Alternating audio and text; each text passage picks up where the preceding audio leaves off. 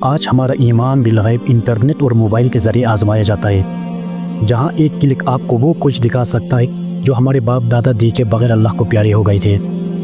ہم نے خفیہ گروپ بنا کر اپنے گٹر کھول رکھے ہیں۔ یستخفون من الناس، لوگوں سے تو چھپا لیتے ہو مگر اللہ سے نہیں چھپا سکتے کیونکہ وہ ان کے ساتھ ہیں۔ ہمارا لکھا ہمارا دیکھا ہوا سب ہماری نامہ اعمال میں محفوظ ہو رہے ہیں، یہاں سے صرف ایک سچی توبہ، ایک سچی آنسو ہی مٹا سکتا ہے۔ یہ سب امتحان اس لیے ہے تاکہ ان الذین یخشون ربهم بالغیب، اللہ رب العزت دیکھنا چاہتے ہیں کون مجھ سے غائبانہ طور پر ڈرتے ہیں۔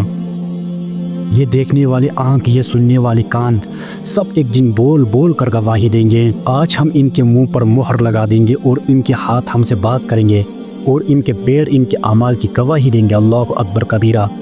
گناہ کے دوران ہمارا کوئی بیوی بچہ، یہاں تک بلی یا تھوڑا سا بھی ہوا کا جھونکا بھی دروازہ ہلا دینا تو واللہ عالم ہماری پوری ہستی ہل جاتی ہے۔ کیونکہ رسوائی کا ڈر، امیج خراب ہونے کا ڈر۔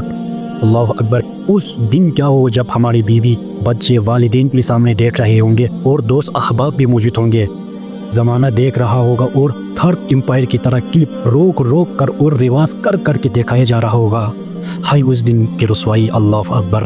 آج بھی صرف توبہ کے چند لفظ اور آئندہ پرہیز کرنے کا عزم ہمارے پچھلے کیے ہوئے کو صاف کر سکتا ہے میری جان، اور ہمیں اس رسوائی سے بچا سکتا ہے۔ رسول اللہ صلی اللہ علیہ وآلہ وسلم دعا مانگا کرتے تھے کہ اے اللہ میرے باطن کو میرے ظاہر سے اچھا کر دے۔